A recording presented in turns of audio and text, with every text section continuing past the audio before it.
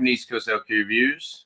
Today, we are doing another Rate That Beer. This is episode 47.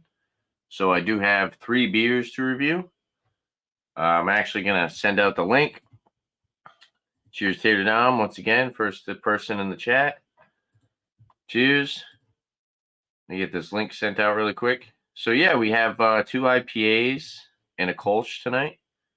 Should be fun.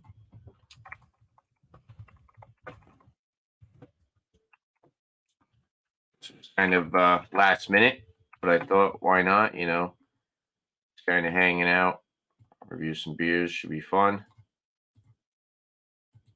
All right.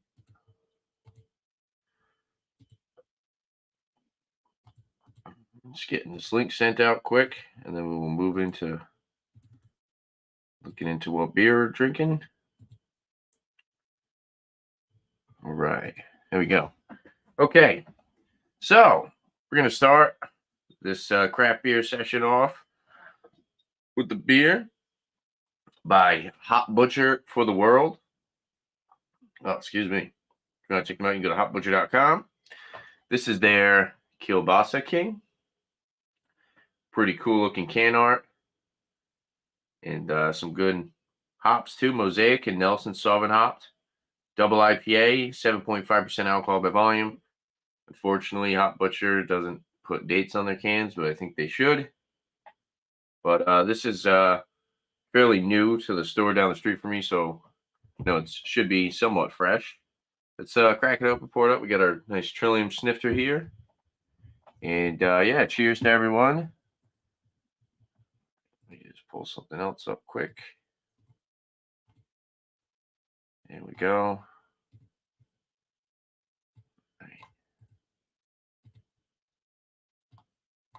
So yeah, cheers everyone. Hopefully you guys are having a good Tuesday.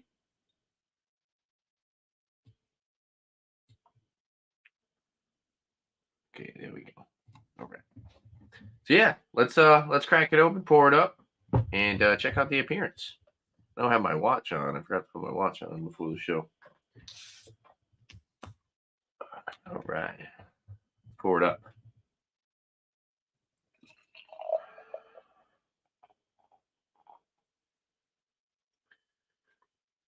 It's a very nice hazy, say pale straw color. Or like a golden orange kind of. Looks really nice. Very bright. Kind of like a melted lemon lollipop, like Pulpy calls it.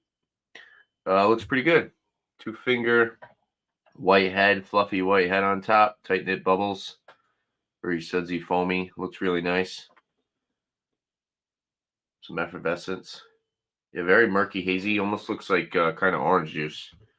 Cheers, Eric. What's up, dude? If you want to review a beer, come up and hang out. Cheers. Yeah. So let's go for the nose on this.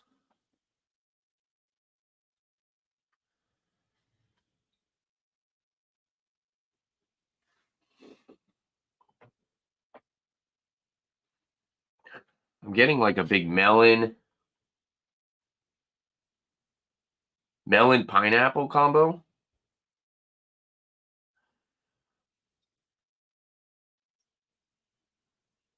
A little bit of that hop resin, a little bit of that dank hop resin.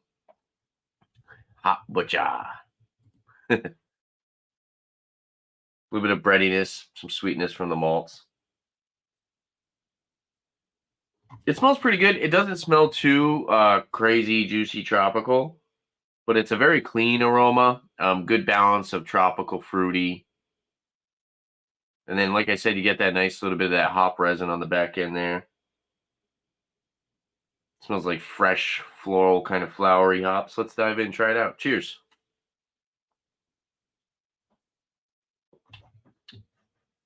Yeah, come up and review a beer. Cheers. And cheers, Kettleheads.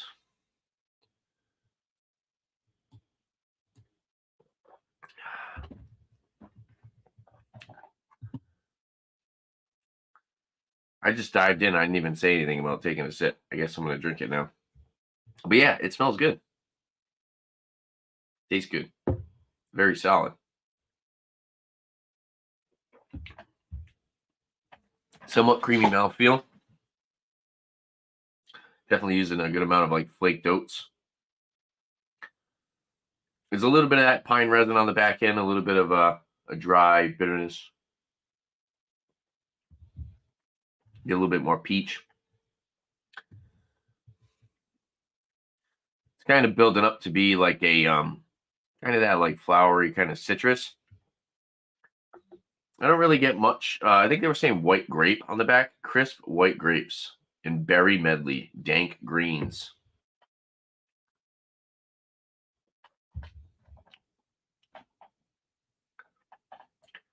Yeah, it's very like floral, flowery, fruity, citrusy on the finish, but more peach up front.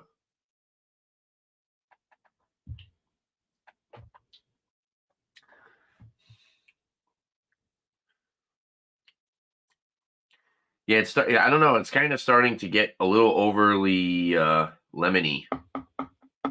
Oh, there we go. I just dumped a bunch of chunks and sediment. Look at that. Oh no. Gotta be careful of that. It all just floats to the bottom. Yeah, I mean, overall, it's a solid beer. I'm not really super foamy. It just keeps completely covering my mustache. The aroma is honestly a little bit better in my opinion. The palate is, I don't know, it's that dank greens. I kind of get more of that.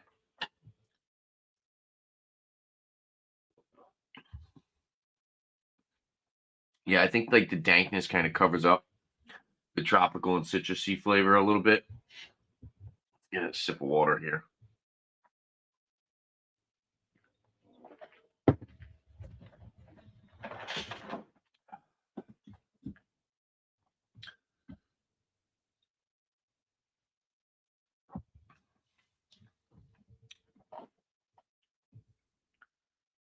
It's solid. I mean,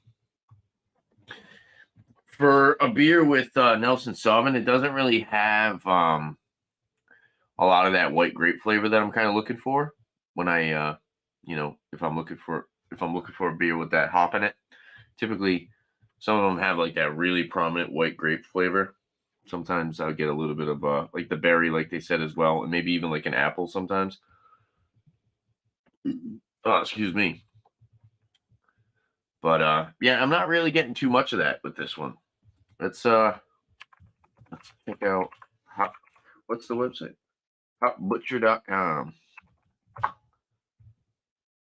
Right. Well, interesting website. What did I do? Oh, I switched the tab. Didn't mean to do that.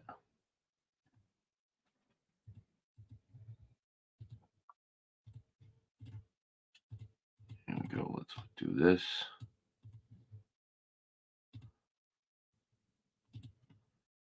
Here we go. So the website's pretty cool when you go to it. This is what it looks like. Haven't had any of these. Cool can art though.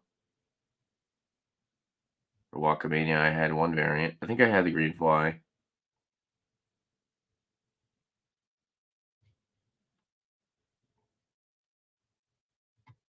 Megabyte. Josh wants to. Here we go. Josh wants to do an examination on that megabyte. Last canned December 27th, 2023. So that's probably what I got. So that's actually not too bad. So this would be, if this is new to the store down the street, this would be, what's that? 213, less than 2 months, like a month and a half old. So I want to know where they come up with these names though. I think this gets a little bit better as you sip on it. For a second there, I was kind of drinking it kind of quick, and I was getting a lot of that dank green aspect that I'm not usually too big of a fan of. I do feel like sometimes it covers up the juicy tropical flavor, and it seems like it's dialing back a little bit. I mean, I do have all that sediment in here, and now it's all just kind of turning into residue and just coming one with the beer. Oh, try not to spill it. Almost spilled it. But their can art is cool. I like their can art. I don't know where they get this Kielbasa king though. I don't know what that means. Look at mirror ball, disco ball guy. That's pretty funny. Yeah, they got some cool labels. Look at this, the lush terrain. That's a cool can art of like a. It's like a tree bear. It's very weird. I've had the milk stash. I don't know. Actually, I had milk stachio. I don't know if I had double milk stachio. Pistachio double milk stout brewed with chocolate. Chocolate. I'm pretty sure I had just the regular milk stachio.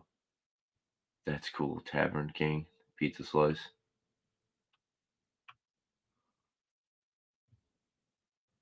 The Nelsons.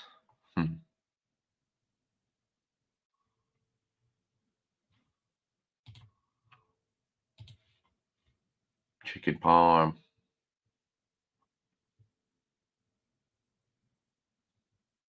Where's the Vic? Got a lot of beers. Minted. I've seen that. I've never tried it though.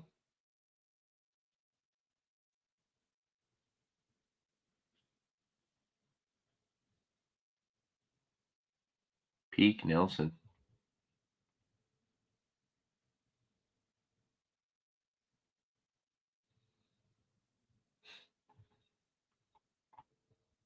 Fat Bear. Beef dipped. You got a lot of beers. Dun dun dun. Hop dip. I had that. That was really good. I remember that. That was one of the first Hop Butcher beers I had right there, the hop dip. Trying to find ones that I've had before. I didn't realize they had this many beers.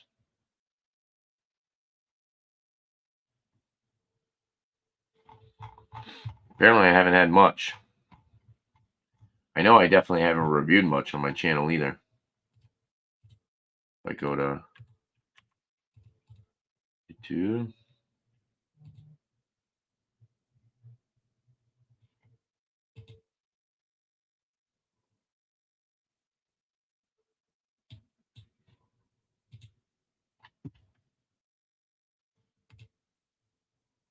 Hold on. I'm just trying to look something up. So what's everyone doing? Oh, what's everyone drinking? Cheers. Hop Butcher. We reviewed. Let's see. Ew. One. Corn Cob Towers, I believe, was the first review. Megabyte was actually my second review. Hop Butcher for the World. Green Fly. Double IPA. Beer review. That was a whiskey. That was actually not a whiskey. A beer examination with Dan and Mike. That was fun. Meet the Citrus. I had that. Rawaka Mania. Hop Dip.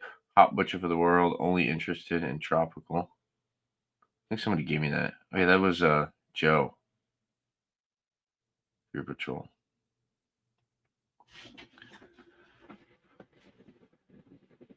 Yeah, he gave me that one, and I think he gave me another one. But yeah, we can check out my. Oh, I miss Fidens. Ugh. I wish I can get Fidens. Why don't they distribute? I guess they get a lot of people buying beer when they do that, when they visit the brewery,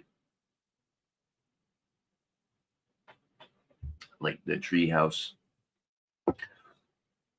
where they do business. They don't distribute. You want cans, you got to go to the brewery.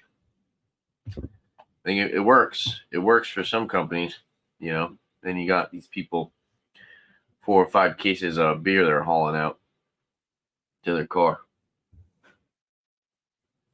And you know it's hundreds of dollars worth of beer. And we got Mr. Eric. Cheers, Tom. Yeah, what's going on? What's up, dude? Cheers, bro. You got a beer you want to review? Yeah. I don't have a date on this can anywhere. I'll pull you up. Let's pull you up. You can present your product. There's no date on this. I'm sure there was on the 4-pack if I bought one. I got a single can. I don't have one on this one either. This is I don't know how to speak Czech or whatever language they speak over there. Schilling Beer Company. They're doing a Littleton, New Hampshire. They're doing a Czech style black lager. Karlov 13%. Serene Pivo. I have no idea. Where'd you find that? That was at my local Wines and More in Mansfield, Massachusetts. Nice. Okay, 5.3%. Figured that was. Yankee the other day had.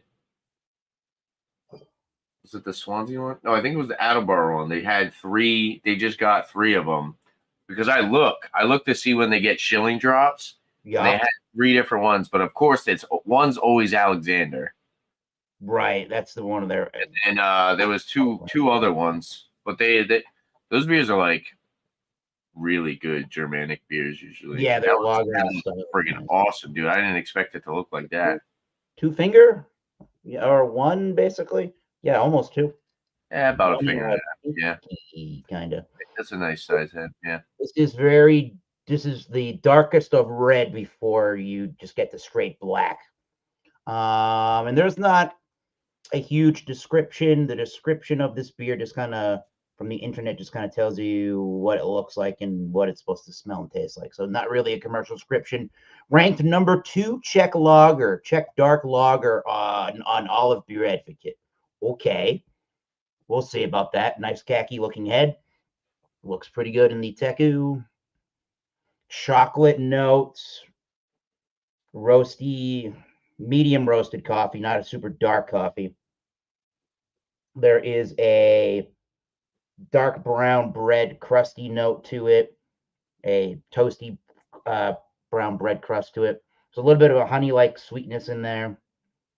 Yeah. Overall roasty, toasty notes. Let's give it a taste, shall we? Cheers. Maybe a little bit of rye or dark raisin or something. Oh, hell yeah. Very roasty. Definitely more of a medium style coffee. There's a little bit of a bitter baker's chocolate in the background. Super dry, clean, very refreshing. Something like a rye / brown bread note. Herbal notes in there. A little bit of a dark cherry, more so than raisin notes. Pretty dry, crisp, clean, ultra refreshing. Yeah, there's definitely a rye kind of a bready note to it. A rye bread with a rye toasted bread note to it. That's really good with the darker malts. The dark malts don't get super crazy, and too roasty. It's not too. It doesn't go smoky or anything like that. Nice, clean, refreshing beer. I think this will be good in the fall. I think it would be good any time of the year, especially the fall time. Yeah, they're saying fresh baked pumpernickel bread and rich baker's chocolate. I think I got all that. Full bodied in the mouthfeel. I'd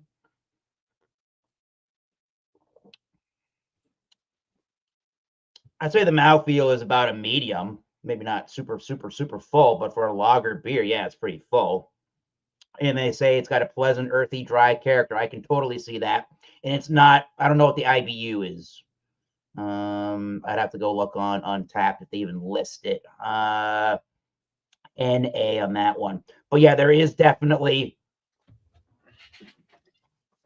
maybe that's more of the roastier malts giving it in that coffee note, kind of giving it more of a bitterness at the end of the sip. But Very enjoyable. I don't know what I'd give this. Out of 100, this is really good. I would give this at least a 90. I would definitely recommend this one. Everything I've had from, I haven't had much from Schilling, but everything I've had has been really nice. So if you really like your lager beers, this is definitely a brand to try for some traditional, like you said, Germanic style lagers.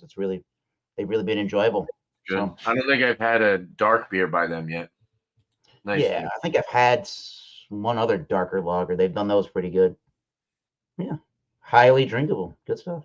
Yeah, it looks awesome. I haven't had much, but I've been they're kind of hard to find. Really? I mean, like a good variety. Yeah, I guess you're right. Yeah. Mike from Nerd Sense, I believe, lives in New Hampshire. Oh, okay. That's where Schilling is, right? New Hampshire. Yeah, they're in But I seen he put a picture of a drop, and he got like a good amount of different things by them. But one of them was a pale ale. I was like, oh, that's interesting. Apparently, Schilling does that resilience line. I never even realized that was them. Oh yeah. Which I think is really cool. I'm gonna have to try to, look more into that. I got another one of these. These guys wanted to talk about like really good lager guys. Freaking Jack's Abbey, man. Oh, absolutely, yeah. Got another can of that for tonight. Nice. I actually got another one of these. These guys are only like 3.5 hours away from me. I would love to go there and get some brewery exclusive ones. Yeah. I've been to Portland, Maine area. I've never been to Maine beer. Oh, that brewery, the tap room looks freaking beautiful, and they have food and stuff. Yeah, that would be cool. It's like 3.5 hours away. It's that barn building, right? Yeah. Yep. But the inside looks awesome. No, definitely Portland, Maine is a place to go if you like beer. Yeah. There's a spot you go. My band's been up there twice in the last 2 years. And the last time I went with a buddy of mine, he tagged along on that excursion. When you go up to Portland, Maine, you go to and you want to go check out some beer, you go to Industrial Row. I think the street's called Industrial Row. It's an industrial park in Portland, Maine. That's where Allagash is located. You could basically park there or anywhere on the street, anywhere on that street. You walk to about 6 or 7 different breweries right there. Allagash, you say? Yeah, Allagash is in this industrial park road or whatever it is. Allagash. Yeah, that's a good one. So it's $3.25 for a can. I don't know what the going rate is. That seems kind of high, but I don't know what the going rate is. Yeah, I would. I normally don't think of cans of that beer, but you do see them. Yeah, right. I don't think of bottles with that beer. But They have so many different beers. When you go there in Portland, Maine, they're nutty. I still have this. Over from me. Shoveltown. Yeah, that's a really good brewery. Yeah, that's. I'm saving that for your show tomorrow. Are you They didn't start that way. They got better over time. They got way better over time. Do you have a band practice tomorrow? I do not. I had it yesterday, actually, of all things. So, are you gonna do the show tomorrow? All right, cool. I'll make sure I'm there. 10:30 Eastern Standard Time. That was the first time I missed your show in like maybe like a year. I definitely haven't missed your show often at all. I freaking fell asleep. Yeah. You're doing good on this program that you're running right now. Last week, holy moly! I was I told him to do a tequila. That was a bad idea. Yeah. But do a fucking tequila. Rate this beer. It's called tequila. I did do a tequila review on that. I should, and then I realized I shouldn't have told you to do it. Then you already poured and you're starting to examine. I'm like, okay, whatever. That's too funny. Yeah, I ended up waking up at like 4 a.m. and I had the day off that day, so I just kind of stayed up and like did some chores and just hung out, and then there you go. Fell asleep again. Yeah. I don't blame you. I felt do that. It was like 7 o'clock maybe I fell asleep. Oh. But so that was Wednesday. Did I work last Wednesday? I don't know if I did. Oh, that went, yeah. Yep. Because my schedule's kind of been all over the place lately. Like Gotcha. today we had the snowstorm, so I had today off. Yep. And then tomorrow I'm off too. So Cool. but I have to work Thursday, which kind of sucks, but it's an Oh, easier day. I good. kind of made out Wednesday there's gonna be 3 deliveries, and Thursday there's probably gonna be 1. All right. Money, money, money. Yeah. That's the positive on that. Well, I don't get paid for more than Oh. what I send it, I'm Boo. hourly. No. Hourly. So Gotcha. but I'll Okay. be able to clean up my stores for the week, so that'll be good. Yep. But yeah, this I digress. This Kielbasa King is pretty good. I like it. It's definitely gotten a lot better as you sip on it. Maybe after it aerates a little bit, Sure. you get a little bit more. It's still kind of green. It still kind of has that green aspect. I did dump all that freaking sediment in there. So The floating amoebas. they were bad too. There was a lot. Wow. Look at it. It's still like kind of like a hazy. Oh yeah. There it is. There it is, everybody. There it is, everybody. Trying to stir it so it kind of just goes into the beer, Yep. So I made a It's just a big chunk floating around there. I did a total wine run over the weekend. I had a apparently when I get if I get a quarterly bonus at work, it goes towards some kind of a point system. It doesn't even go towards my paycheck, but it goes towards some kind of a point system that I can turn into gift cards or whatever. So I turned it into a $200 gift card to Total Wine. That's cool. And I got $7 left. And to Bumpy's point, when I posted that on the Google Hangouts or the Google chat, he's like, "What are you gonna spend that $7 on?" I'm like, "Hey, I'd never even thought of it that way." But I did. Six pack of what did I get? A 6-pack of the Willetized, the coffee Lagunitas Willetized stout. That was $11.99. It's a pretty effing good deal right there. Because I did a mix of 6 as well, and one of those Dogfish Head Imperial Stouts was $11.99. So for 6 Lagunitas, I got 1 Dogfish Head. And they're like 13% or something, right? Yeah. What are they?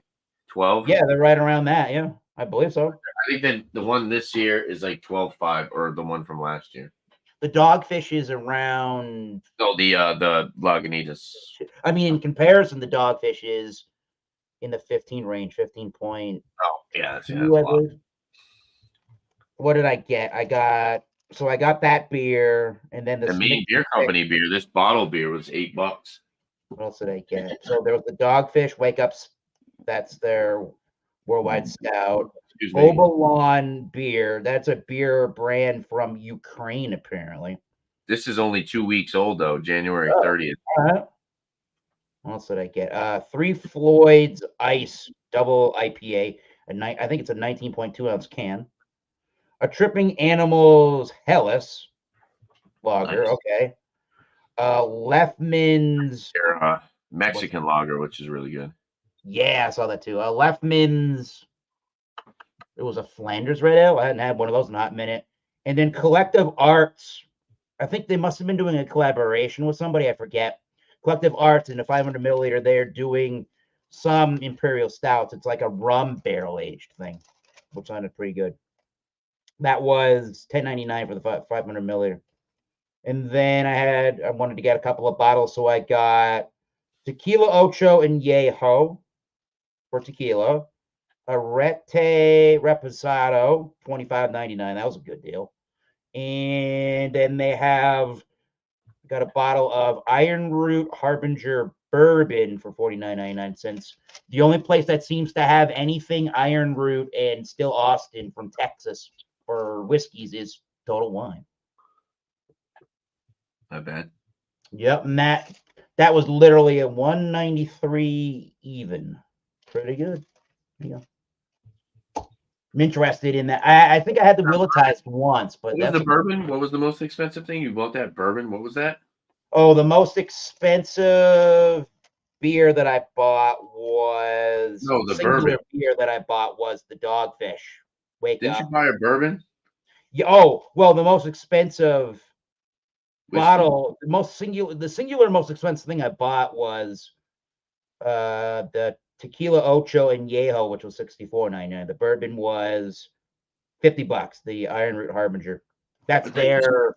I thought you said you spent 115 on something. No, I spent no. The whole thing, the whole total of everything was 193. Everything combined, the 6-pack of the Lagunitas, the 3 bottles, and the mix of 6. What Iron Root Hardbringer? Harbinger. That is HARBINGER. Oh, how much was that? That was $49.99. Oh, I thought the 115 was the price. No. You're right about that. He bought $150 bottle. So that one and Still Austin are both. Well, the Harbinger is a 36-month, 3-year aged, and then I think the Still Austin cast strength is only 2 years. The Still Austin I think is 118, and the Harbinger is 115 proof. But Texas is weird; they can do just their climate alone allows them to age their whiskeys a lot less. That's cool. That's a cool looking bottle. So that was cool. That was cool to try that. And they have all of those other brands lower proof stuff too. This one? Mm-hmm. It was not $70. It was $49.99. Wow. Well, that's direct from those guys right there. Maple I think 50 is a good price. Complex red fruit. Sounds good. I mean, I might have spent 60 on it, maybe. I have to do a review on it. So they like cherry. Yeah. Probably. Yeah. So the thing about this one is you can see it in the grain bill there. They're using like 4 different kinds of corn, which is kind of unique. Hey, do you remember the what was the beer festival that me and you were talking about, but then didn't end up going to because it was expensive? Well, they have a Rhode Island beer fest, or no, it's called remember that? It's called Beervana or Brewvana. Are you thinking about going this year? Possibly, yeah. When it's August 20. Oh, it's in the summer. Okay, August 20. Oh, wait a minute. I would definitely be down to do that. Rhode Island, September 30th, 2024. September? Jeez. Is it September? Wait a minute. This is from 2023. What's the 2024 one? August 2024. August 2024. 23rd and 24th.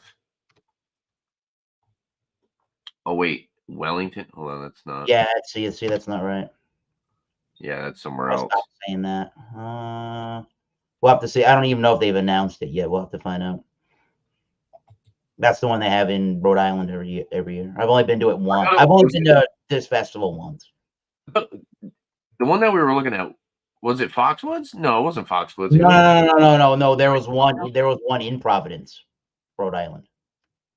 Beervana Fest Craft Beer Enlightenment. Beervana 2023. Oh, that's 2023. Okay. Nothing else. That might be the thing. Let's see if they do. I don't know. Maybe they haven't announced it yet for this coming year. I was going to say, yeah, maybe they don't do them, or maybe they're not. I don't know. I just haven't seen an announcement for it yet. But it's usually a pretty good get. Yeah, they did 2022, 2023. So yeah, there'll probably be one 2024. Yep. That'll be cool. Mm-hmm. We should do that. Yeah, because I was thinking about it, and I totally had yeah, that's cool. I was like, oh, I should have went. I was like, yeah, it was kind of expensive, but I bet it was really cool. I bet you just got to try a ton of different. They were $70 general admission tickets through. Yeah, and you got to try a good amount of beers for like what, 3 hours? I think it was 2 hours. Oh, absolutely, yep. They do a last September they did They just had one session between 2 and 5 p.m. Usually they have two. Usually these kind of festivals have two different sessions. Yeah. So I don't know what they're going 3 to do. hours though. 3 hours for $70. You can drink a good amount of beer, and That is enough, yeah, and it's but then you're trying like samples though. Like unlimited 2-ounce it's pours. a So different experience. It's not like spending $70 on beer. mm-mm. Figure it's an experience. You get to hang out with people.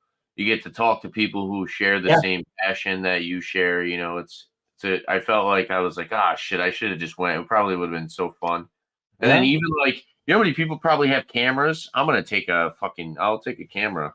I'll bring a camera with me. Hell I yeah. went the only time I went was in 2018, and they had it, and it was in Pawtucket, Rhode Island.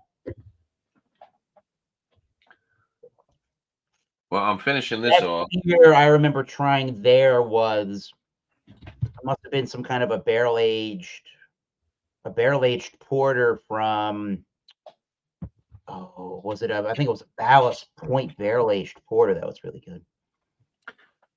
This is like I don't know. Going back to I just got that final sip. That's Yep. also a lot of the sediment there, probably. Ooh. I don't know. It's like a B. It's like a B plus. As far as like some stuff that I've had by Hot Butcher in the past, it's a little lackluster. I would go maybe like, and I know that's kind of a common score for me. I want to go 88 out of 100. I think I don't know. It's just not as flavorful as I kind of expected it to be. And I haven't had them in a while. And the stuff that I do remember having, I remember being very good. It's not that I'm disappointed, but it's just I don't know. I think the green aspect, maybe this would have been a little bit better, maybe after like a couple months. Gotcha. They don't put the date on the can, but they can put the date on the website. So I mean, Yep. it's good to know though. If you buy a Hot Butcher beer and you can't figure out the date, you can go to their last can. But you actually have to kind of know how long that beer can's been sitting on the shelf. Did it Sure. just show up? Has it been there for 6 months? You know, so there's really like, it's like, come on, you guys brew a ton of IPAs, and they're all pretty affordable, and they've been keeping a good price. So it's like, why can't you just, upgrade? This is the future. I'm being serious. This is the future. People who are buying craft beer right now are gonna look for dates. Like I'm not buying most of the time. I actually bought this Shoveltown beer, the West Coast. Yep. And I got in the car and I looked and I was like, shit, there's no date on this. And I almost went back in to try to see if they had cans with dates. Traveling very far, it's not going to have a really that shouldn't have it. Yeah, I thought, and she said she's like, oh, that otherwise. She was like, oh, we got this Shoveltown and blah, blah, and she kind of hyped it up. And I was like, oh, okay, I'll try it. That was really nice. So I'm assuming it's not going to be, hopefully it doesn't taste like tea. They don't have I don't think that they have a super wide distribution range outside of Southern New England.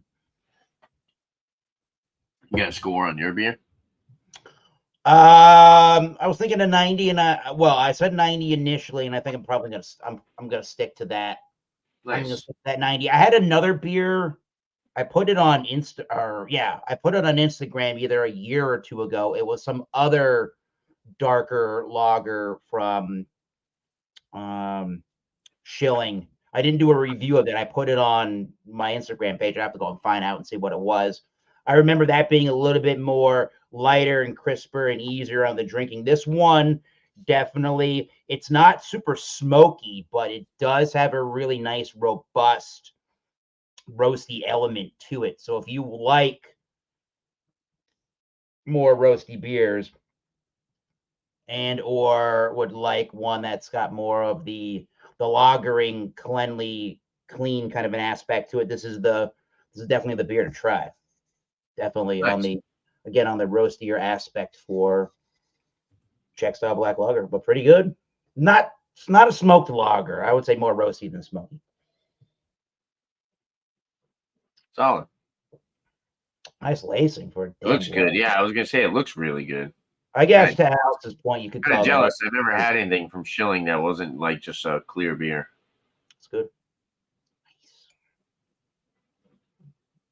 I have to look up what that other beer was that I had. That was more of a darker beer. I messaged Beervana Fest on Facebook. I see that they saw my message. We'll see if they answer if the festival's coming back in 2024. See if they tell me anything live more here. That's cool. Yeah, because their page is just their page right now. It was just all about what they did last year, which apparently I saw kegs of Dark Lord. So from Three Floyd. So maybe they have crazy beer like that we normally just don't get. But I'm sure if the fanboys found out that they're gonna have Dark Lord, that's gonna be the first booth that's gonna be with the giant line. So that's gonna work. So it's nice to have, if you've never been to a beer festival, it's nice to have a map if you can, so you can kind of map out where you want to go, what you want to attack, because what you want to attack is probably what everybody else wants to get to that stuff accordingly. How do they usually structure it? I can show you a map of. Do they do like New Hampshire beers over here? Well, I don't know. Well, I'm looking at a map Probably from. not. Well, let me give you a link in the private chat. Here's a link in the private chat to the floor plan they did last September for the beer fest, and it doesn't look like there's anything really specific to how they set it up. There's no theme to how they set it up. Right now. So the content is not available right now. Oh, well, let me share it then. I'll share a screen really quickly. Here it is. We go full screen on that. So there's nothing really specific about how they set this thing up. Number one's Tilted Bar. Nice. Yeah. I remember when I went in 2018, the big thing seemed to be these 0 IBU beers. And I remember asking Tilted Barn specifically when I went, about 0 IBU beers, and or IPAs or things like that. Is that really a Fontaine? Fontaine was that? That's cool. I mean, the guys at Tilted Barn basically told me that there's no such thing as, you can't have a beer that's 0 IBUs, but you can have one that's basically under 1 IBU. You got to put the hops in so late into the beer that it basically almost doesn't do anything rather than just flavor. Spanish Marie and Trippin' Animals were there. That's crazy. Kettlehead, Narragansett, Beard, Maslany. Oh, there's even more at the bottom. I didn't even see the ones at the bottom. There was 42 people. Holy crap. So then they had this Nicky's Liquors that's in Providence, Rhode Island. I don't know if they do this thing next year, if they're going to sponsor this thing, but I guess it looks like number 16 was Nicky's Liquors Vintage. So I don't know if they had old aging beers or whatever that they're presenting there. Buttonwoods is very subpar. It's hit or miss. Yeah. Abomination, Tox, Westbrook, Timber Hills, Fat Orange Cat, Tibet, Three Floyds. That's dope. That's a good amount of people, huh? Yep. Three Fontaine Brewery. That's pretty cool. New England Brewing is a cool one to go to. Food, merch table. That's freaking cool. I tried was it a Stormtrooper or one of their Imperial Stouts when I went last time in 2018. That thing was good, from New England Brewing Company. Yeah, I'm definitely going to go if they have a... Yeah, Drecker there. Oh, that's pretty cool. I didn't realize that. Yep, that would be cool, yeah. Bissell Brothers, yeah. Kings County. Yep. Cool. Shazon, you can pass by that one if you want, from Rhode Island. Not the best beers in the world. Yeah, I'm not really a big fan either. Yeah. We went again. My couple of my Rhode Island buddies and I went a few months ago. We thought that was the case, and we went again, and we were like, "Yep, we totally didn't like that beer." It's like smog, dude. Yeah. So they used to have it on at this place off of the Patuxent River in Pawtucket, Rhode Island. That's where I went. That was where they went in. That was where they had it at some know if it was a rec center or something like that in over by where they, I guess somewhere over by where they do water fire in Providence. I don't really know where that is, but maybe they'll do it there again. It was the first year they didn't do it in Pawtucket, Rhode Island, so we'll see.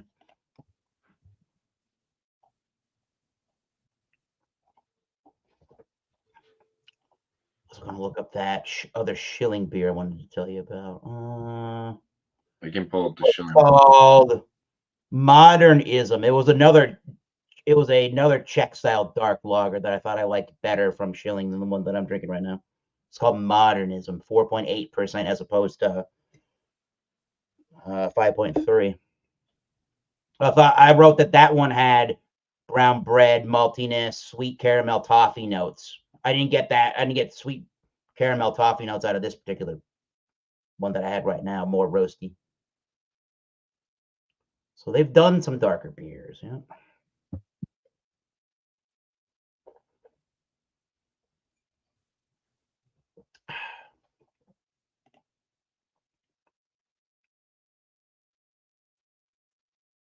Good stuff. Sorry, I was looking at something. That's okay. All right, so I have another beer Cool. I'd like to review. So, this is a beer by Kettlehead Brewing Company. This is their Pulpy. Oh, hell yeah. He's like Towley's cousin. I was going to say, that guy looks stoned. Doesn't he look like Towley's cousin? Dank pulp. Pulp. It's Towley's long lost brother, Pulpy. 7% alcohol by volume. So they're classifying it as a IPA, India Pale Ale. Meet Pulpy. He's a friend of ours, and he loves juicy IPAs. This one happens to be his favorite. Triple dry hopped with a combination of Mosaic, Citra, and Eldorado hops. And no, there is no pulp in this beer. Drink fresh and enjoy cold. And we do have a very nice legible canned on date, 1/12/2024. So we get another fresh beer here. Heck So even fresher than the last one. This one's about a month old, almost on the dot there. 2/13. This is 1/12. So not bad. I've seen this many times. I paid $4.75, I want to say, for this can, $4.70, something around there. And then for the Kielbasa King, I actually paid $4.50 for. All right. So let's crack it up, pour it up. Check out the appearance. We got our Restall Craftmaster beer glass here.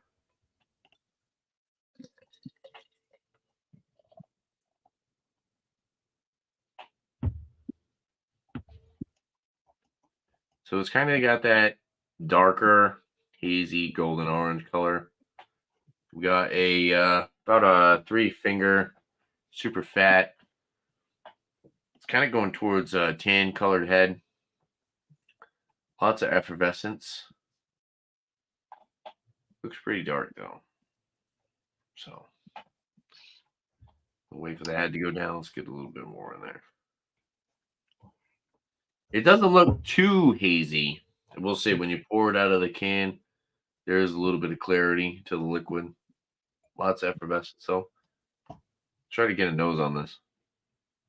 Right on. Was that your thing in the basement you just exited out of? Yeah. Oh, okay. I thought somebody was down there. No, we're good.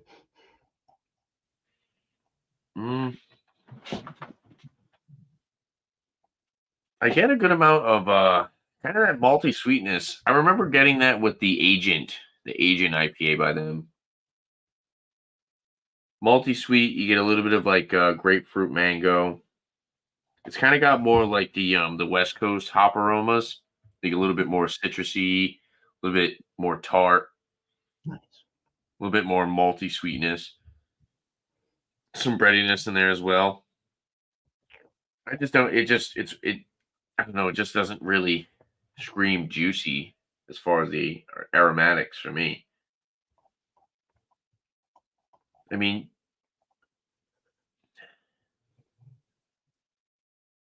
there's a little bit of like that dank hoppy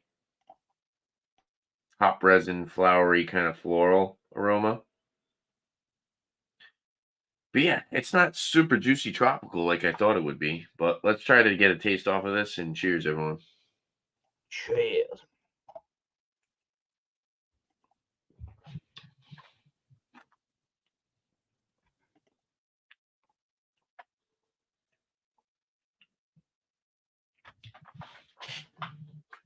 Definitely a lot thinner than I expected. It's a little bit more drinkable. It's a little bit more American IPA style. Not super hop saturated. Like the Kielbasa King was way more hop saturation than this for sure. It's just crazy. Was a more expensive can too. Hmm.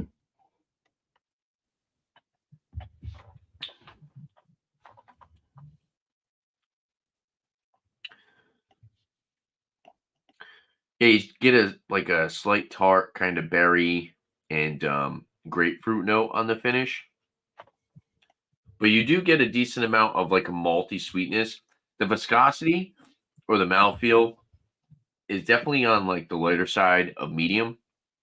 It's not as like rich and creamy as like the Kielbasa King was, but it does have a solid mouthfeel.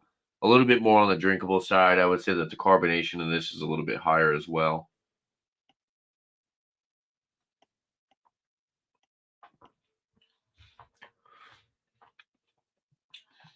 Overall, I mean, it's not necessarily what I would consider juicy. It's a little bit more American IPA kind of. It's got that good hop saturation, but then you're when you take a sip, you're a little deceived. You get a little bit more malty sweetness, and they're calling it pulpy. They're saying it tastes like juice. I mean, if this were 4 or 5 years ago, yeah, maybe this was juicy and pulpy. I think that's kind of like the agent was one of the like one of the newer New Oh, England's, like when hazy New England IPAs, like the agent IPA by Kettlehead is like their flagship. And that's kind of what they're known for. And you can kind of tell it's more of a little bit more malt forward. It's not as super hop saturated. It's not as juicy tropical. And I kind right. of get the same vibe with this. And now that I think about it, this has also been around for a while. This is probably one of their more popular beers. Um, Overall, I just think it's a drinkable beer, but there's just not as much as hop flavor that I would want out of it. It's kind of like it's kind of lackluster, like like the last one. The last one had more of that hop saturation and more of that mouthfeel that I really enjoyed. But this Interesting. is kind of yeah, you're a little disappointed when they're like, oh, it's juicy, it's pulpy, and then you get a little bit more of a malty sweet beer. But that's not to knock the flavor. I do think the flavor is good. I do think it is a solid product. If you guys are enjoying the show, make sure to hit that thumbs up button. Absolutely. And yeah, I still have another beer after this. All right. Chat's been a little quiet tonight. I know there's a lot of people live. I know Beer Man's going live in the next 20 minutes, so make sure you guys check him out for sure if you watch this back. Yeah. Huh. I mean, as far as the number for this, I don't know, man. I would go like 85. All right. I feel like it's a good, solid American IPA. Um, Kind of a newer, or not a newer, I should say, an older version of a New England, Yep. where like when New England's first came out, they weren't as super hop saturated. They were a little Sure. bit, they were a little bit more on that malty side. Um, and I feel like this one has a little bit more of that bitterness as well. Okay.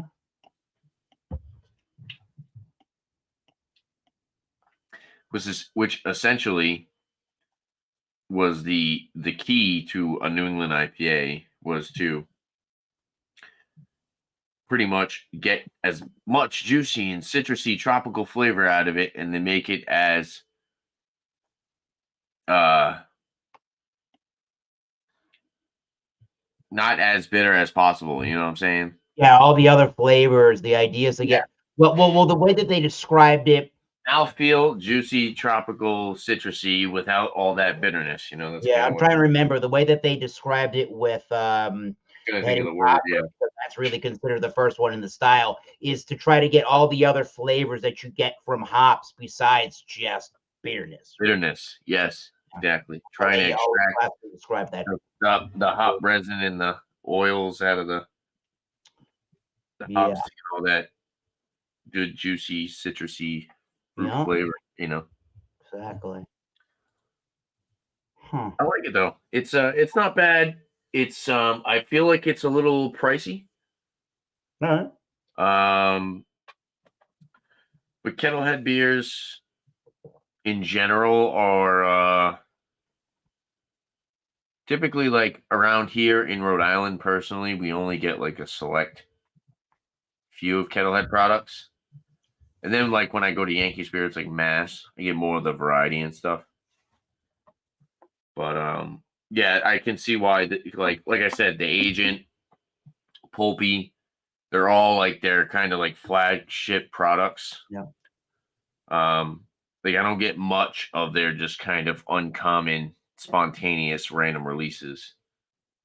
Um Overall, I think Kettlehead they make some solid stuff. But personally, they've never really been my favorite New Hampshire brewery. Mm. Where are these guys out of? Franklin, New Hampshire. Brewed and packaged at Kettlehead Brewing Co. LLC, Franklin, New Hampshire. Yeah, I've always liked like Modest Man and Branch and Blade and what's the other really good one? The best one, Spyglass. Spyglass is definitely the best, at least as far as what I've tried.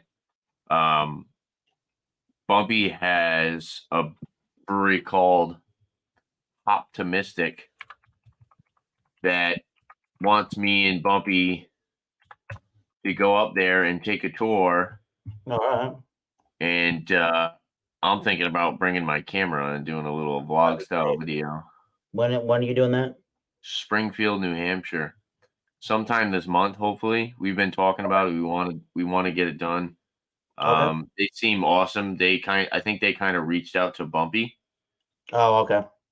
So sounds really interesting. Optimistic Brewing. And they're a nano brewery.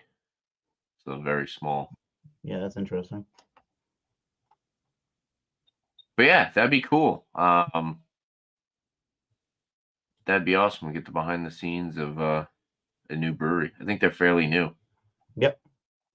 Just opened maybe last year or this year, I think. Pumpy said. Yeah, maybe last year, yeah. Yeah, probably the end of last year. Mm. That was pretty good. Bam. I'm gonna have to use the restroom really quick. Okay. So I'm gonna Play that holding music. I'm gonna throw up the elevator music. Or give me a chance to run and maybe find another review thing or thingy with you. Sounds good. Oh, cheers. I hit the button too early. I'll be right back. Sure.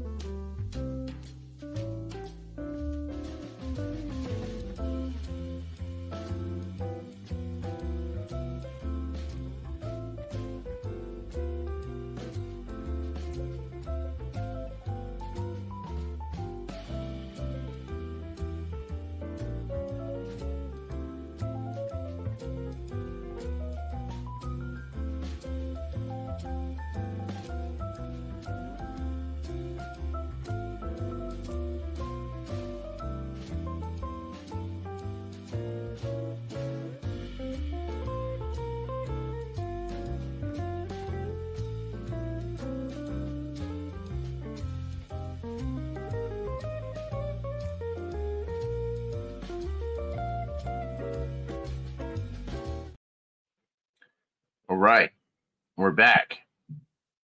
My mustache is getting very long. It's getting in my beard. Getting in my beard. My beard is getting in my beard. Yeah, Pulpy, not bad. Like I said, 85 out of 100.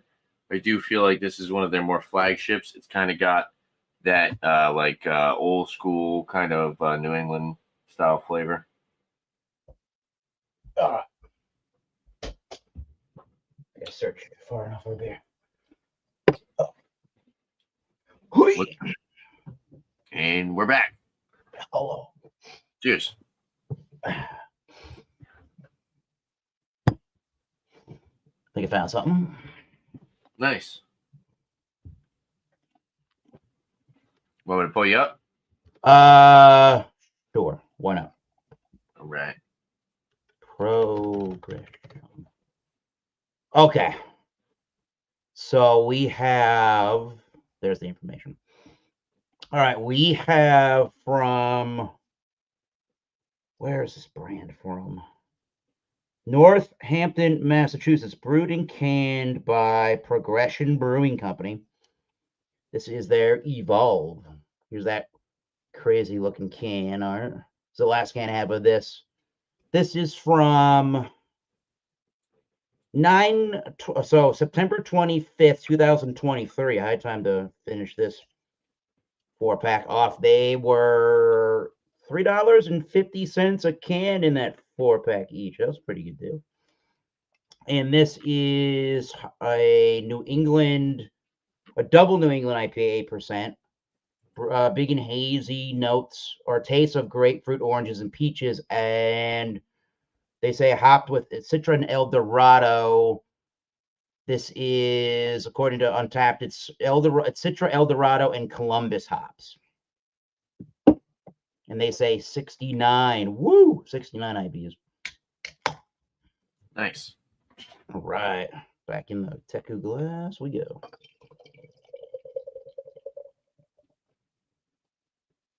All right. A little bit left in the can. Okay. So there's a New England IPA with 3 fingers ahead at the moment in time. Real nice look there. Nice, tight, white. Yeah, those are good. Looking good. Treehouse glass. Oh, yeah. Big old peaches. Yeah, peach. Peaches. White bready malts. Definitely getting some. Getting a grapefruit note too. What else am I getting? I'm getting some of those dank hop oily notes to it. There's definitely an orangey. Yeah. Definitely. There's definitely an orangey, the fleshy parts of an orange kind of a note in there. Definitely. Cool. And white, did I mention white bready malt? Yeah. And a lot of the New England IPAs, I tend to get something that reminds me of a lactic or like a milky kind of a sweetness. It's all in there. Not a bunch of 8%. You can tell it's going to be a bigger beer, but I don't know if I'm detecting 8%. It smells pretty balanced, so let's give it a taste. Evolve. Cheers. Cheers.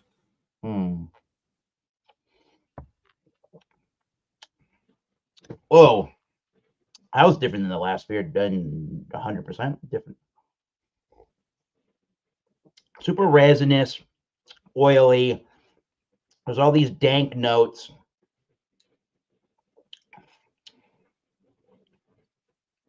So super oily, resinous. And then I get the grapefruit. And then I get that orangey, like almost like a candied orange, but not quite that sweet. It's super dry in that everything is literally in that order. And then there's your fruits. And then there's where it dries. Really resinous feel. I don't want to say pine needly, but There's a nice punch of bitterness at the end of the sip. I can definitely see the 69 IBUs working here. This is not the most gentle New England IPA as far as the bitterness is concerned, but it's really nice resinous gray or orangey notes at the end before it starts to really dry. It's a medium. Oh yeah, super grapefruit, and then that orangey note really immediately, and the peachy tea kind of a note, a little bit of an herbal peachy tea. That's cool. Yeah, medium towards a full bodied, crisp. Yeah, ultra refreshing for what it is. Yeah. And yeah, it's very dry. It's pretty dry. The bitterness is right there in the finish, but the finish,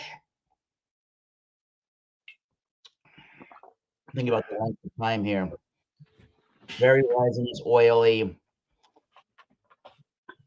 and then it starts to go away about at that point in time. So a very intense finishing beer, but doesn't stick around for a bunch of time. So if you're really trying to contemplate this beer, or you're really looking for more of that flavor, it's really bringing you back in to want to have some more. I don't think I've ever thought about a rating on that particular beer. This is really nice. If you want a bigger, if you want a bigger kick of the bitterness, and B, if you really want like that tropical fruit and dank juicy note to it, or that tropical fruit and that really dank hop oily note to it, to your New England style IPAs. This one's really good. I don't mind giving that a 93. And if Alex the Beer Master were here, I guess I would buy it again. Yeah, I would buy that again. Pretty cool. Nice. Nice. 93. I'm gonna stick with that for right now. There you go. Better than my scores. I had higher hopes for the products that were in front of me. Kettlehead kind of let me down. I think you should probably be able to find progression, and if not, I would guess. Let me see that label again. Let me see the label. Progression Brewing. There it is. Evolve. Yeah, I've definitely seen that before. Cool. And I didn't mention this for your sake, at least. The whole discounted thing here, where I found this, was at Chris Gasparo's liquor store in North Attleboro, over by the Emerald Square Mall. So they have a little section of their store. I know exactly what you're talking over by about. the cooler section where they do some of these discounted beers.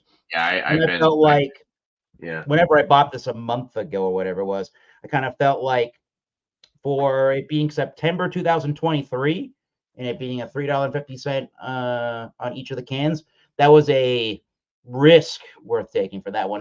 I saw stuff that was back in the summer from like June for IPS. I'm like, I'll try a September one.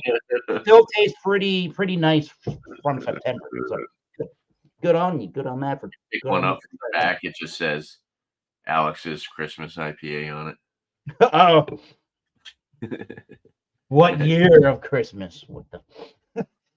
If I start a brewery, I'm gonna name a beer that. All right. Alex's Christmas IPA. Keep it up, you're true. Keep it up. Age this for a year and taste those tea notes. No, I'm just kidding. Oh boy. Beer man's got to make a single hopped IPA or pale ale with the you cannot hop. And you have to call the beer you cannot handle the truth. That's pretty funny. It's got to have a big picture of Jack Nicholson screaming from that movie. So do you know Nosferatu? Yes. The vampire? Yeah. So I want to do. So hopefully nobody steals this. It's on my channel. My idea. There's only 2 people watching anyway.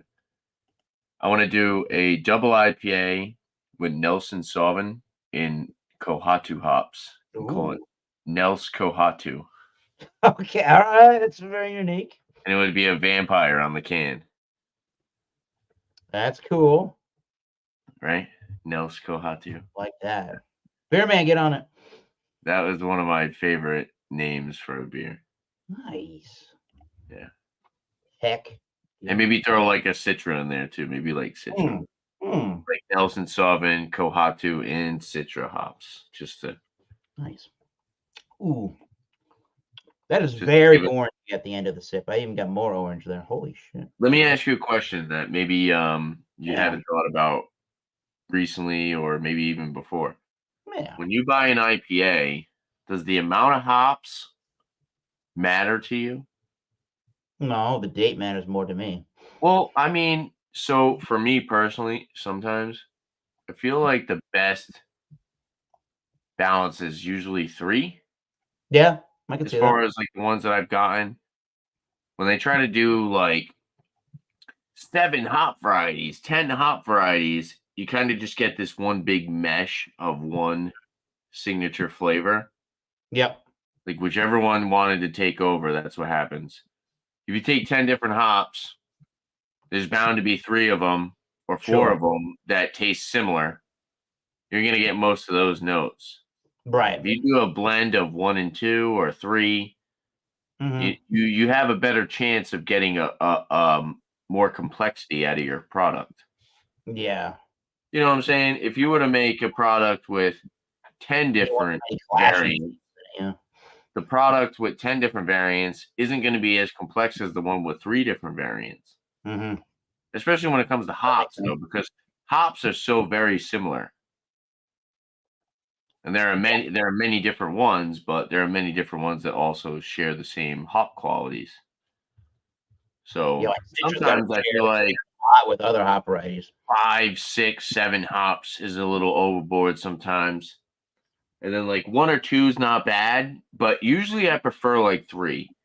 But I don't mind a single hopped IPA, like a straight up Citra Sure. or a straight up Mosaic, whatever it is, whatever they Well, I mean, at like that point in produce it. time, are you really? I mean,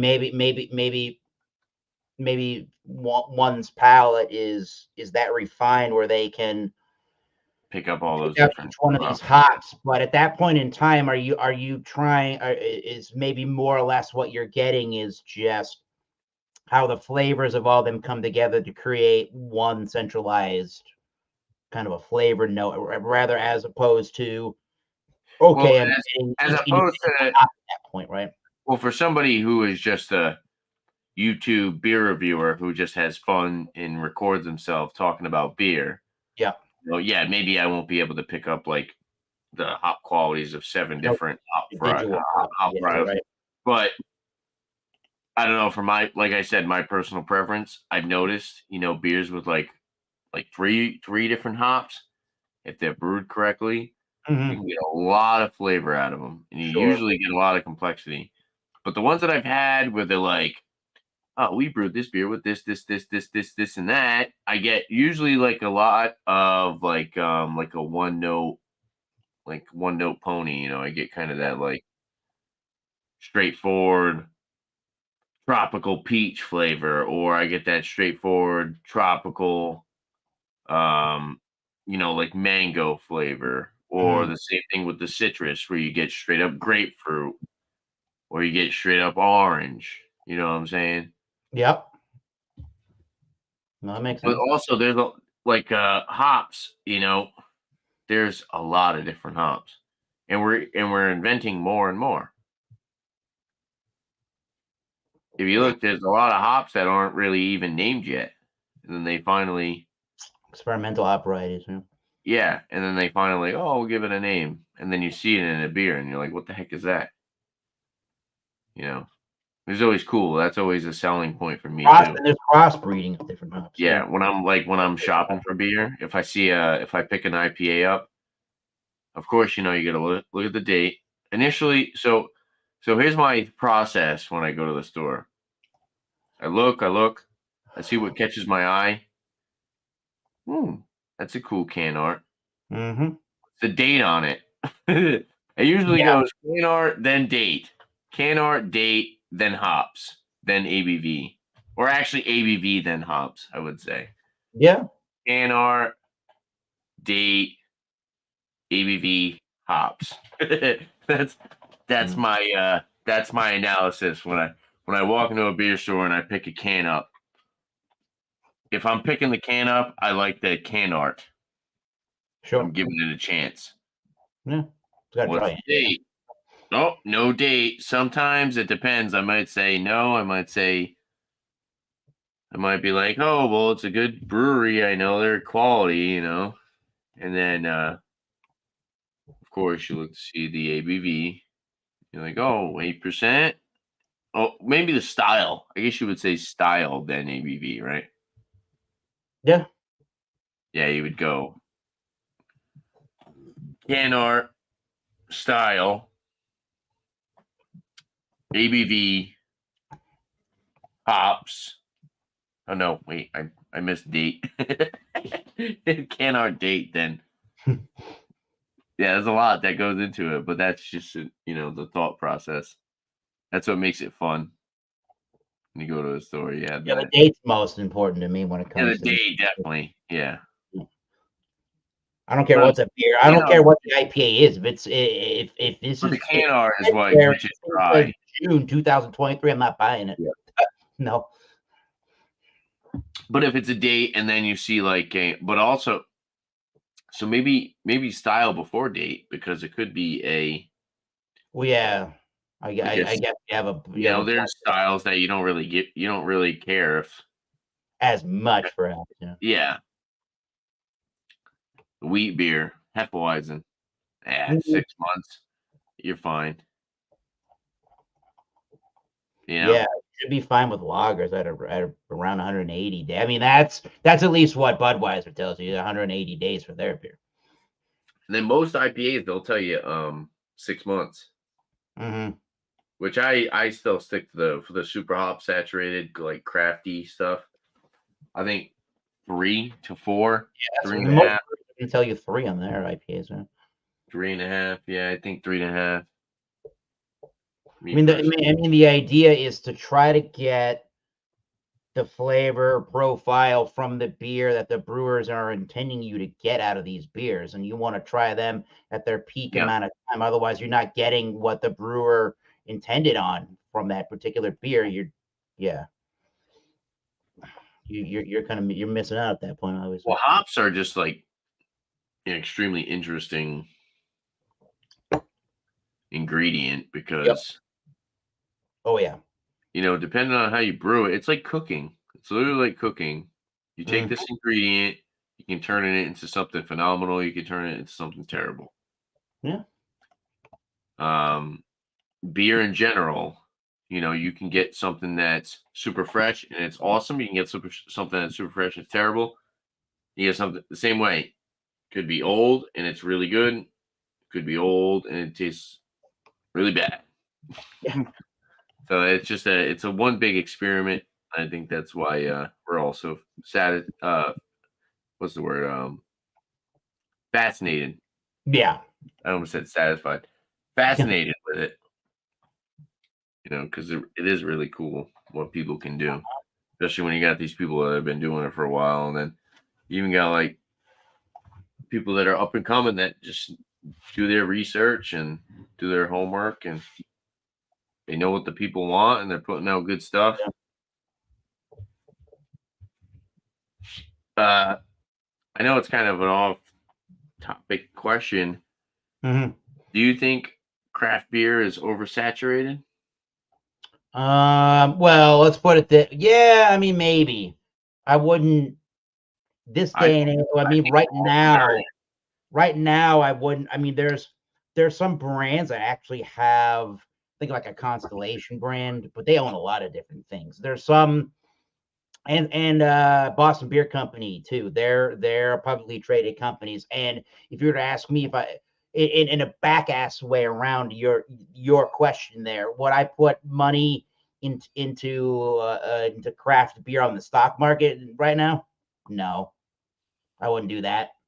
I feel like there's a slight incline to or decline, should I say, in the interest of beer that there once was, or in craft beer that there once was, and maybe it is just oversaturated to your point, and there's too many options. And I wasn't saying it was. I think more the merrier.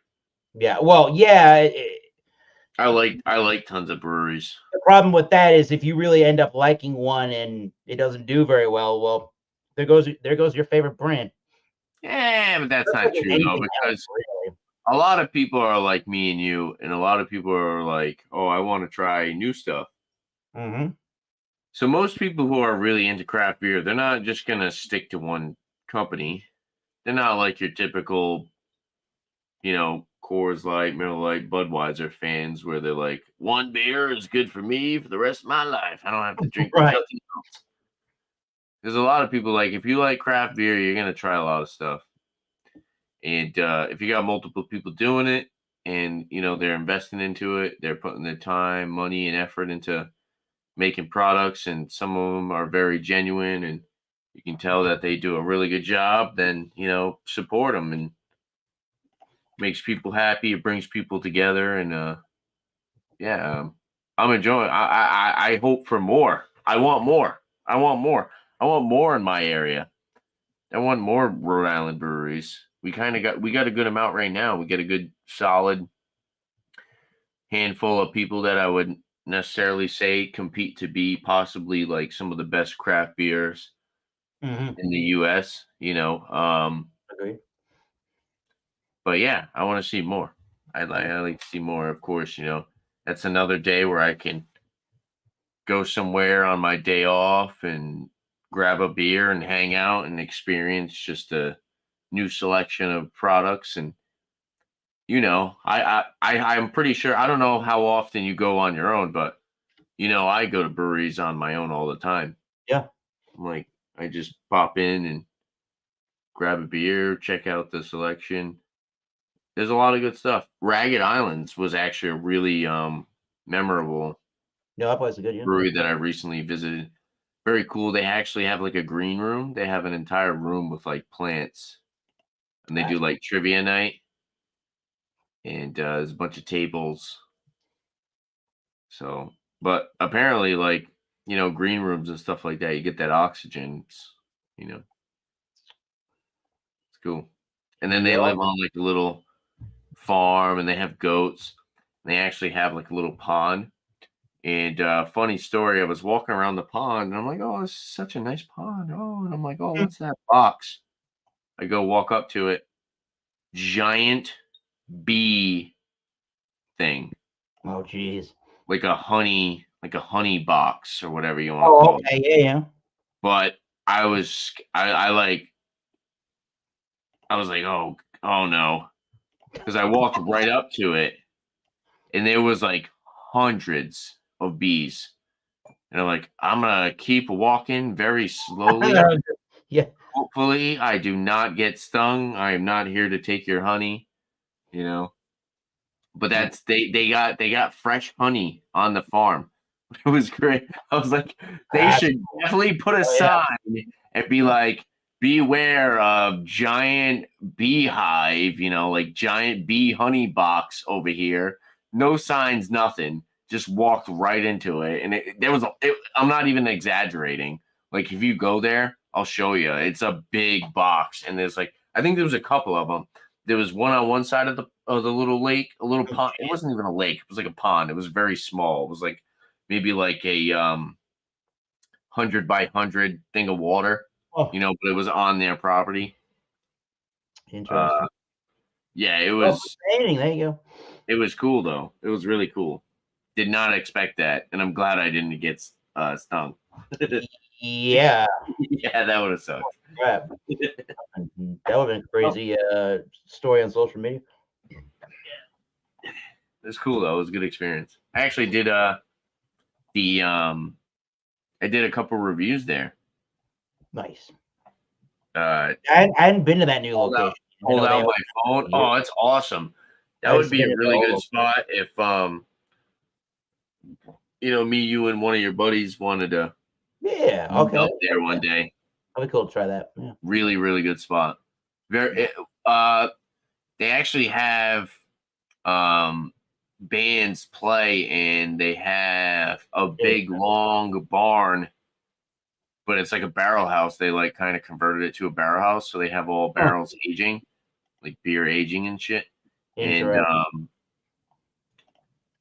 they have performances there, so they'll have bands come and play, and That's they cool. have food venues and stuff. They have people come and so they'll have like live music and food in that barrel house, dude. It's freaking cool. I want to go Interesting. to one. I haven't been to one, but when I went there, he was all hyping it up. He's like, "Oh yeah." I was like, "Where do you guys do live music?" He's like, "Oh, usually it's in that barrel house over there." I'm like, "What?"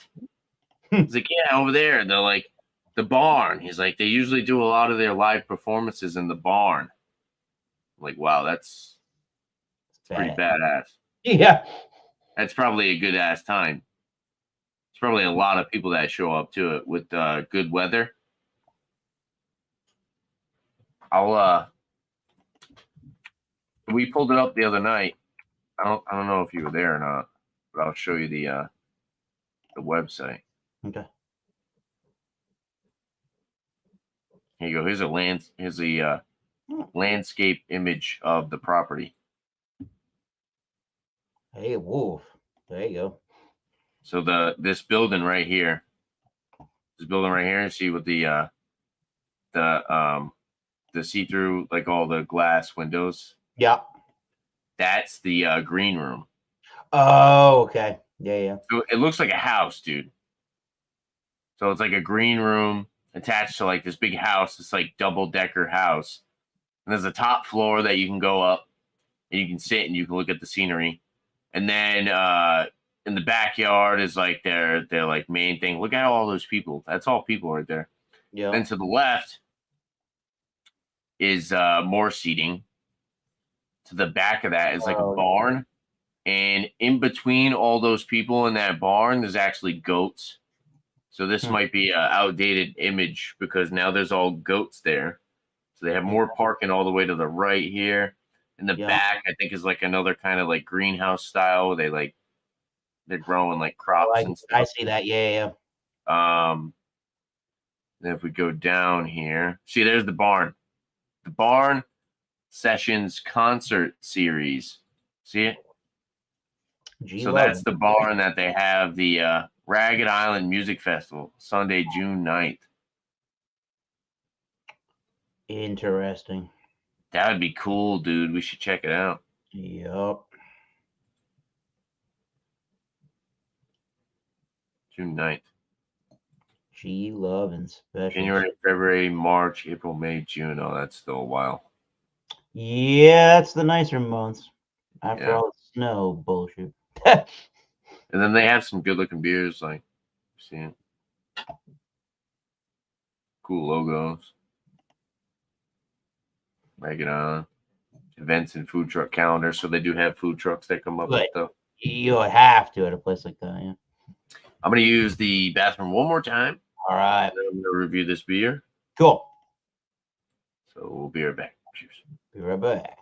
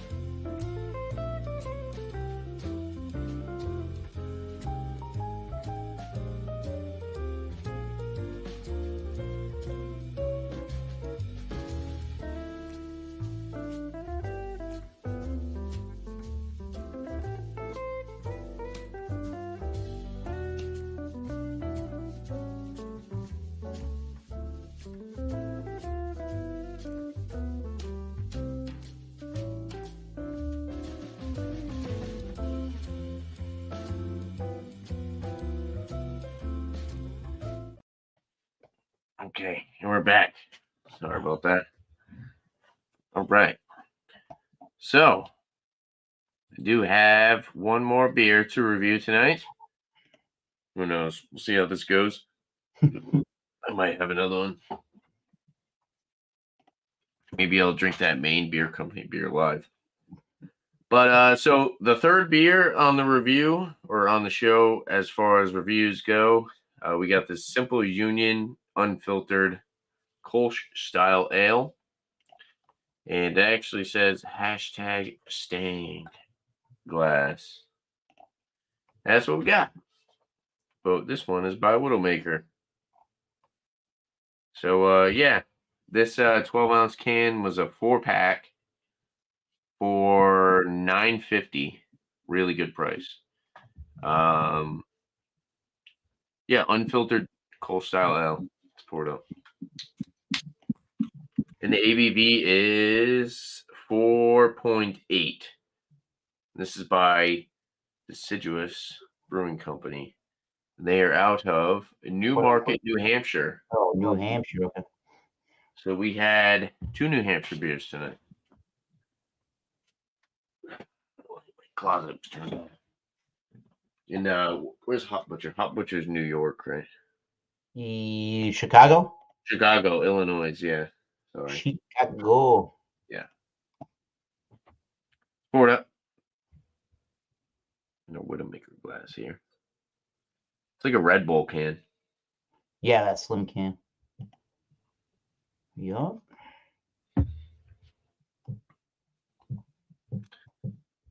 There is a slight haze. Straw color. Lots of effervescence, but still some good clarity through it. Nice. You look at that. Look at those bubbles. And then we got a crackling,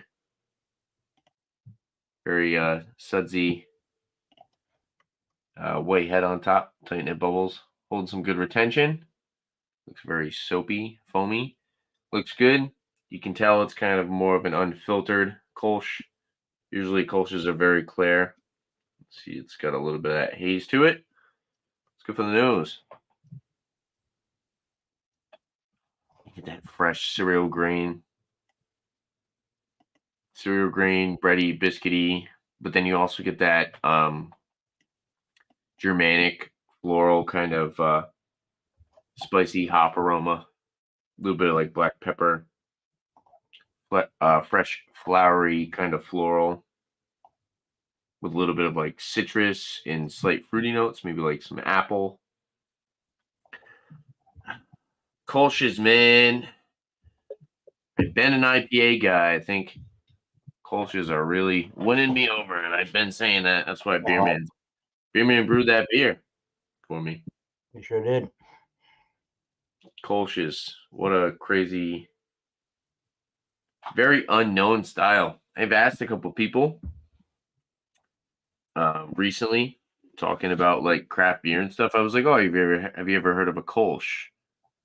And most people don't really know what you're talking about, but come on, people. So Kolsch's are from Cologne, Germany, and I'm pretty sure it's like a certain type of yeast, right? And the way they brew it. Well, legally, you have to to be called an actual Kolsch. You legally have to be produced in Cologne, Germany. That's and why they call it. And they have. There's a whole law. There's Style. a whole host of other laws about that too. Well, that's why you can call it a Kolsch style. Mm-hmm. So yeah, Kolsch style ale is a pale, light-bodied, and crisp beer that originated in Cologne, Germany. It brewed with ale yeast, but lagered at low temperatures, making it a hybrid beer type. It uses German malts, hops, and sometimes wheat for smoothness. It has a moderate alcohol content of around 5%, and it is easy and refreshing to drink. So, Yep. I mean, that just sums up maybe like the best beer style on the planet. Yeah, maybe. Well, yeah, traditional beers. You can't get much more Yes, traditional. yeah, than you that. really can't. Whatever the traditional like I word. said, very good. This one by Deciduous, I actually found a single can. I bought a single can and was disappointed because it was the last single can. They didn't have a 4-pack. I wanted a 4-pack. But another Yankee Spirits in Swansea, and they had one 4-pack on the shelf for $9.50. Whoa. Up. I said, I'm taking that home with me. I think I did this. I think I reviewed this on somebody else's channel. Might have been Beerman's or yours or whoever I went on live with. But Yeah. let's dive in and try it out. We got the Widowmaker glass. This is a really cool looking glass too. Sure is. See if we can get it to focus. Come on, why? There we go. Nice. So, cheers. Rose. Please don't be delicious.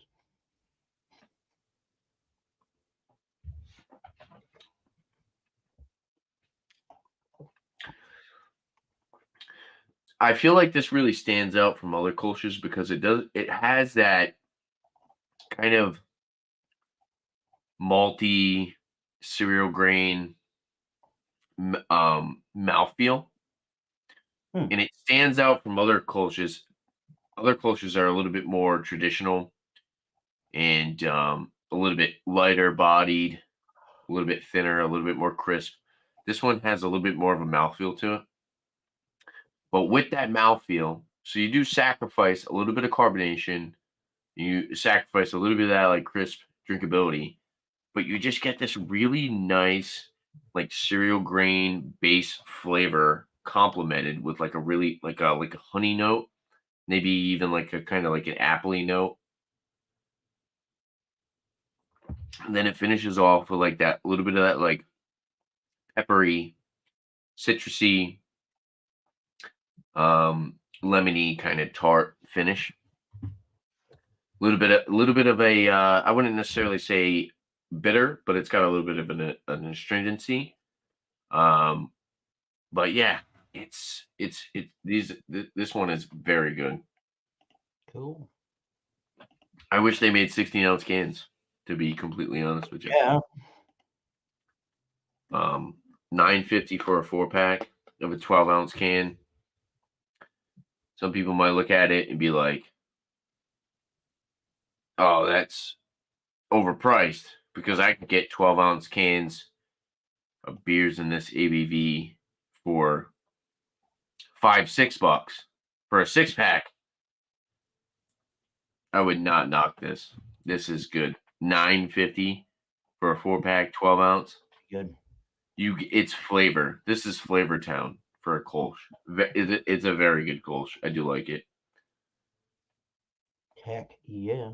Especially pricing, because the Austin Street one I had was around maybe like $15 for a 4-pack, 16-ounce. But 4-pack, 12-ounce, I got less than $10. Got you. Not bad. That's good. I mean, I guess maybe that might even out if you think about it. 4-pack, 16-ounce, $15. 4-pack, 12-ounce. Probably like right in the middle there. Mm-hmm. I'll give this like a 94. I really like it. Maybe if the carbonation was a little bit higher. Excuse me, we'd get that 95, 96. It's really good. Overall, really solid product. Cheers, Bill. What's up, dude? If you want to do a beer review, come up and review something. Let me know. I can get you the link. It's a Beal. Now, Eric, do you have anything else to review, or you think you're good? I don't at the moment in time. The Kolsch, I think there were.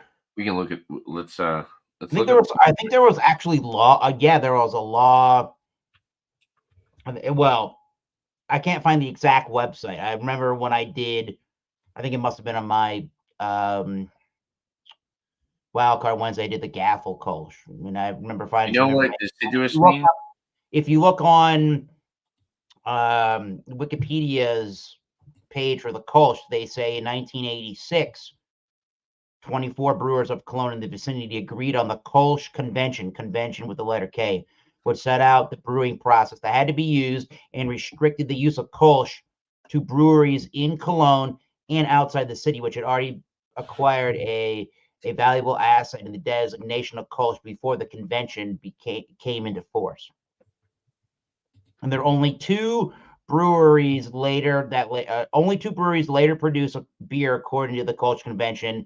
Hellers from Cologne, which opened in 1991, and the Bissoff Brewery from Browell opened in 61, reopened in 2001. Most of the brand they have a list. They have a list if you go on that website that shows you all the different brands that are in Germany, whether they're in Cologne or in the surrounding area that designates them that they're allowed by that German Kolsch convention law to be actually called a Kolsch and not just Kolsch style. So very interesting. It is regulated by law, the Kolsch in Germany. It's cool. So do you know what deciduous means? Deciduous. It sounds a lot more conspicuous than it actually really means. Deciduous is falling off at maturity. So of a tree or shrub shredding its leaves annually. So you know how like you have the seasons and the leaves fall? Yeah. I guess that means deciduous. Gotcha. The deciduous trees, I guess. Falling off at maturity and tending to fall off, in reference to trees and shrubs that seasonally shred leaves. That's cool. Nice. Well, that is cool. Good name. Good name for Yeah, a brand. I've been trying to think of a name for a brewery lately. I thought of One for All Brewing. I thought that was pretty cool. Yeah. But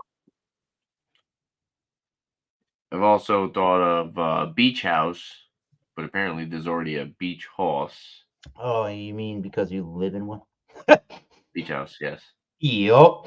I thought that would be cool, but there's already a Beach House, which technically means house in German. Huh. We'll figure something out though. Should be fun. That'll be cool.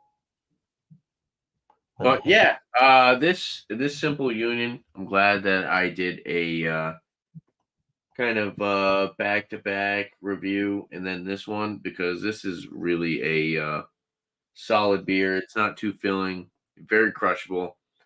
If I had a 4-pack of these, I would love to have a case of these. Kolsch's are like, I need a case of those. Right. I know they're harder to brew, and I know you need special equipment for them, like what Beerman was saying. Apparently, you need like some different stuff to actually brew them, because it is kind of like a hybrid beer. But yeah, if I start brewing, I definitely want to brew a Kolsch and try to perfect it. I think that'd be fun. It's gonna be difficult. I don't know what.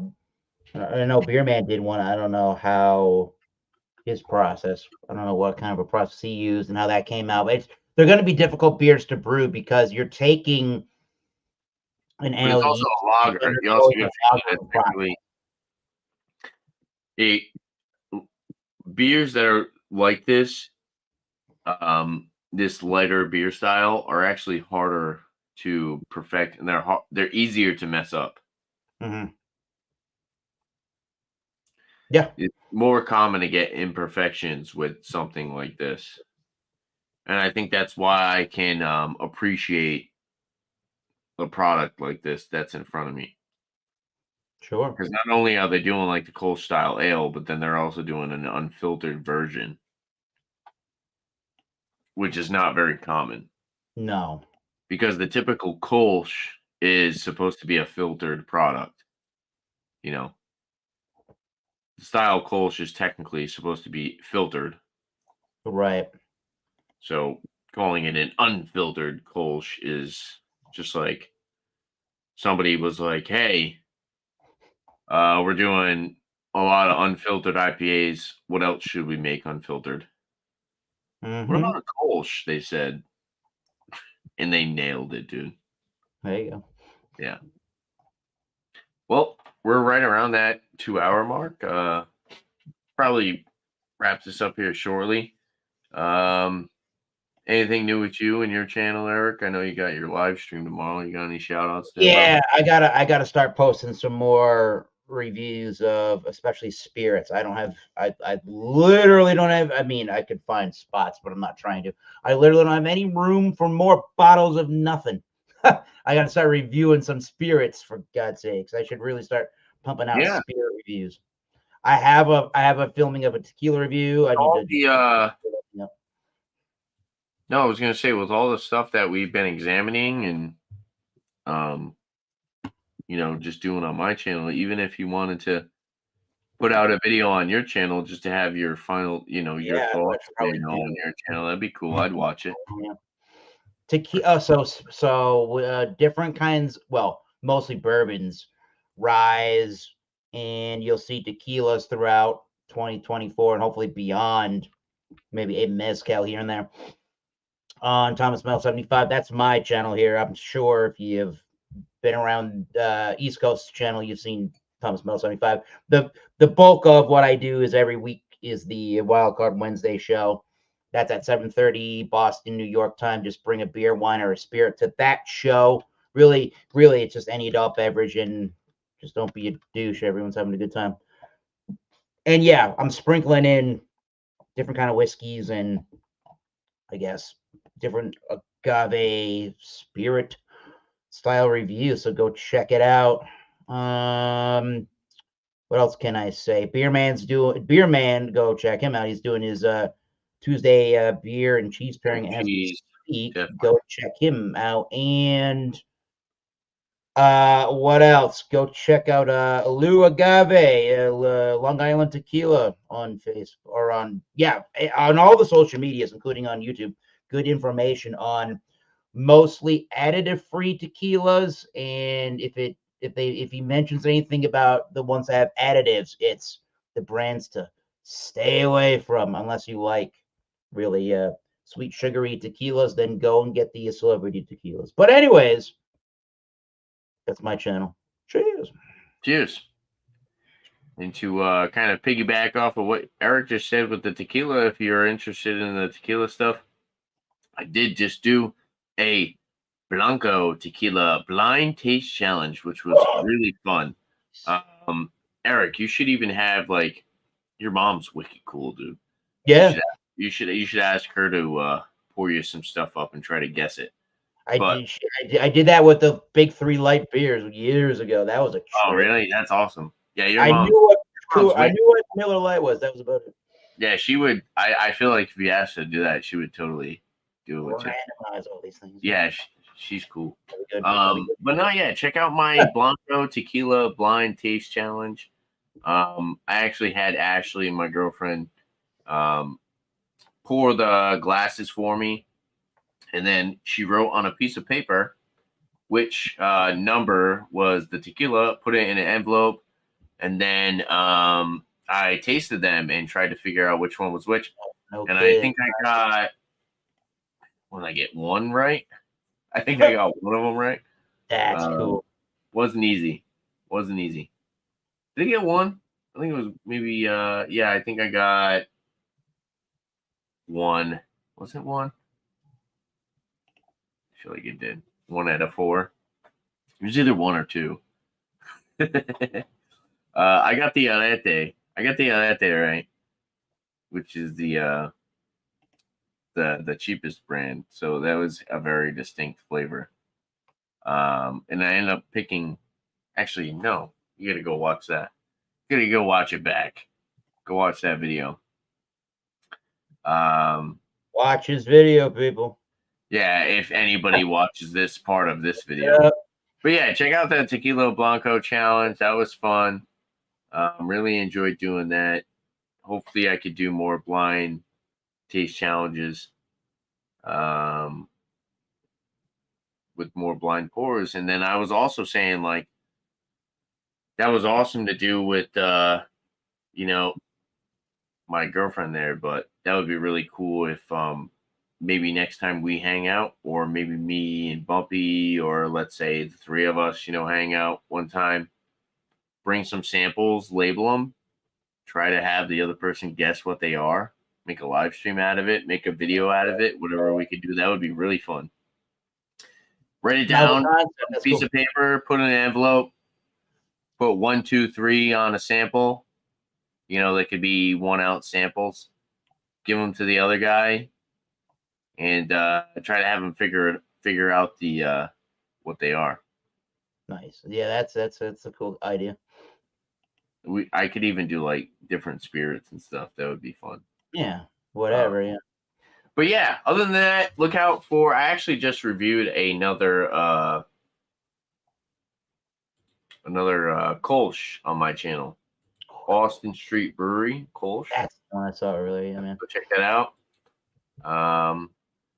And then I've been really enjoying the Maine Beer Company products, and I did a really good fruited sour that was Woven Water collab with Mortalis. It's like a peanut butter banana cream pie. Hmm. Yeah, it was pretty dang good.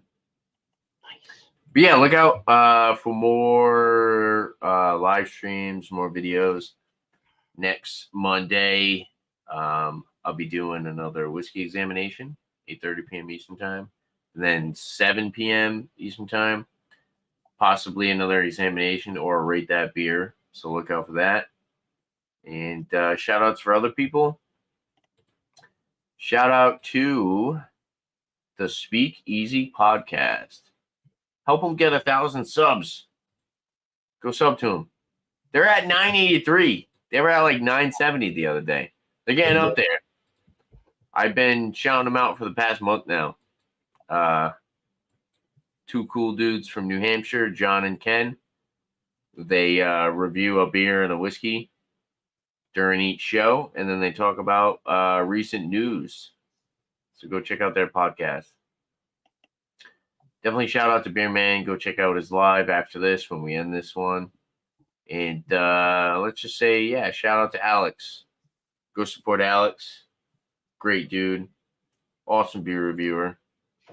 And cheers, Josh. Shout out to Last Beer as well. And Beer Hounds with Bill. Oh, yeah. And yeah, shout out to the chat, Kettleheads, and Tater Dom, and Eric's been here.